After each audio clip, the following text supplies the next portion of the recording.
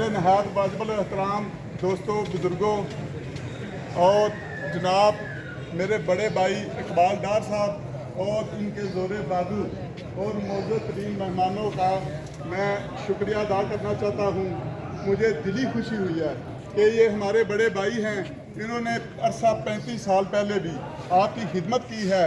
ये एक ऐसी कद्दावर शख्सियत है कि जिन्होंने पूरे इलाके को तरक्की दी है और हर किस्म का हर दुखी इंसान की खिदमत की है।